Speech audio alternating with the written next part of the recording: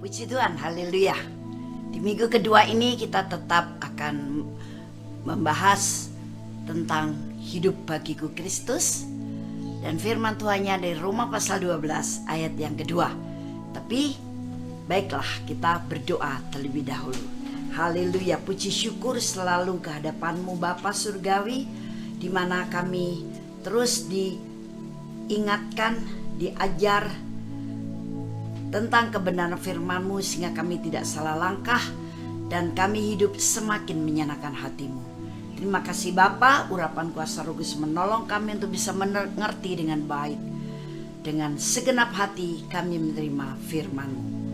Dalam nama Tuhan Yesus Kristus kami berdoa. Haleluya, amin. Puji Tuhan. Firman-Nya akan kita baca dari Roma pasal 12 ayat yang kedua. Janganlah kamu menjadi serupa dengan dunia ini, tetapi berubahlah oleh pembauran budimu, sehingga kamu dapat membedakan manakah kehendak Allah, apa yang baik, yang berkenan kepada Allah, dan yang sempurna. Nah, di minggu pertama dari tema khotbah hidup bagiku Kristus adalah kita harus mempersembahkan hidup kita atau kehidupan yang dipersembahkan. Nah, di minggu kedua ini adalah kehidupan yang diubahkan. Diubahkan dari kehidupan manusia lama, manusia duniawi yang belum mengenal Allah dengan baik, tapi sekarang rela untuk diubahkan menjadi orang yang mengenal Allah. Bahkan tiap hari diubahkan supaya kita menjadi seperti Yesus. Nah, kita diubahkan dari mulai apa? Cara berpikir kita. Karena dikatakan di sini dengan pembaharuan budimu.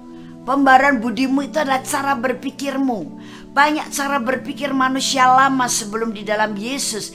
Itu ternyata ketika kita cocokkan dengan firman Tuhan ternyata tidak sama.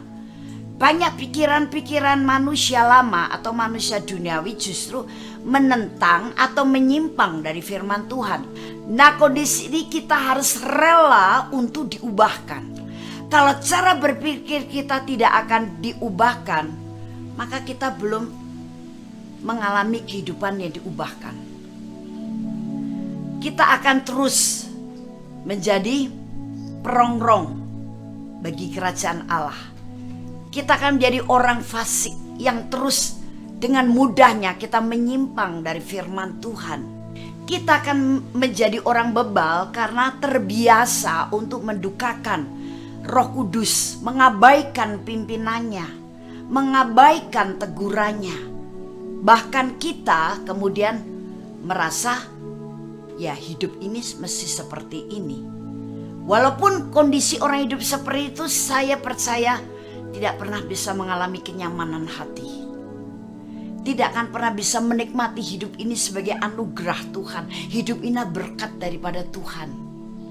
Sehingga orang seperti ini akan berusaha untuk menenangkan hati dengan cara-cara duniawi juga. Di mana cara-cara duniawi itu jelas tidak sama dengan firman.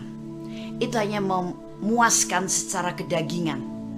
Tapi roh jiwa kita tidak terpuaskan, sehingga roh jiwa kita akan terus merasa haus, kelaparan, kering, kerontang. Damba sesuatu tapi tak pernah kita mendapat jawabannya. Nah, itu sebabnya hidup kita perlu diubahkan. Kehidupan yang diubahkan melalui cara berpikir kita. Sebab cara berpikir kita seringkali tidak bisa memahami akan kebenaran. Tidak bisa memahami akan karya Allah yang luar biasa buat kita. Kasih Allah yang sangat luas buat kita. Hidup ini adalah anugerah Allah, tidak bisa kita fahami. Sehingga banyak di antara kita menjalani kehidupan dengan melakukan perbuatan yang sia-sia. Bahkan menjalani hidup kita ini juga sudah monoton.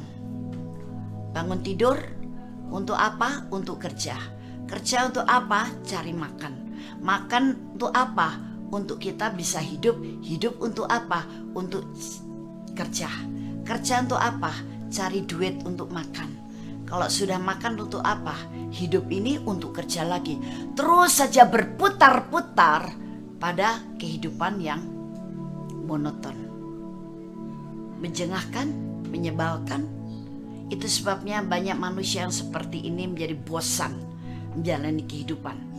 Dan seringkali perasaan bosan membuka celah untuk setan mendorong orang ini mengakhiri hidupnya. Atau mungkin ayo puaskan saja sekarang mumpung masih muda. Kedaginganmu puaskan saja mumpung kamu masih mampu. Hidup ini memang harus untuk menikmati. Menikmati apa? Hal-hal kedagingan. Walaupun kedagingan itu menjerumuskan kita kepada apa? Ikatan dosa. Nah, itu sebabnya sekarang kita harus rela diubahkan cara berpikir kita. Bahkan melalui kelahiran baru supaya Allah punya rencana. Roh yang baru ketika kamu percaya kepada Yesus Kristus sebetulnya akan memimpin engkau untuk apa? Untuk terus mencari kerajaan Allah dan kebenarannya. Adapun yang lain-lainnya pasti ditambahkan kepadamu, nak. Pasti dicukupkan kepadamu.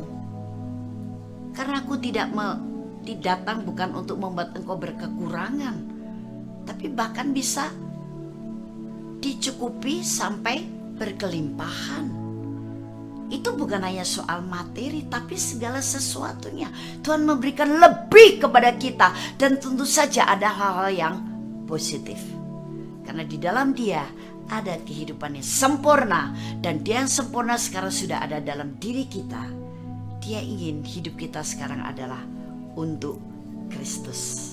Ketika kita mau mengalami kehidupan yang diubahkan dengan cara pemikiran kita harus diganti dengan pemikiran Kristus yang sesuai firman Tuhan. Maka disitulah kita akan mengetahui kehendak Allah yang baik, berkenan, dan yang sempurna. Banyak orang Kristen bertanya kepada saya, "Ibu, bagaimana saya menjadi orang Kristen yang berkemenangan? Bagaimana saya menjadi orang Kristen yang akan berhasil? Bagaimana saya akan bisa menikmati kehidupan ini kalau saya kehendak Allah saja tidak tahu?" Ya, saya akan jawab, kamu tidak tahu kehendak Allah. Mengapa? Karena cara berpikirmu tidak mau diganti sehingga kehidupanmu diubahkan. Diganti dengan apa? Dengan kebenaran firman Tuhan. Itu sebabnya kau tidak bisa menikmati hidupmu dengan baik. Tidak bisa mengetahui bahwa hidup ini berkat Tuhan. Bahwa anugerah Tuhan tak pernah berkesudahan. Bahwa hidup ini bagiku Kristus, sehingga kehidupan kita selalu di jalan kebenarannya. Puji Tuhan, kita akan lanjutkan untuk minggu yang ketiga. Masih dengan tema yang sama.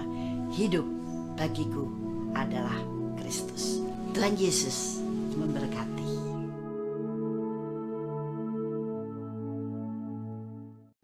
Shalom. Terima kasih Anda telah menyaksikan seri kebenaran firman Tuhan yang akan selalu kami unggah setiap minggunya di channel Hope SCC TV. Saya percaya setiap kebenaran firman Tuhan ini akan membangun dan akan memberkati saudara. Itu sebabnya jangan lupa untuk like dan subscribe supaya Anda tidak ketinggalan untuk seri selanjutnya. Terima kasih dan Tuhan Yesus memberkati.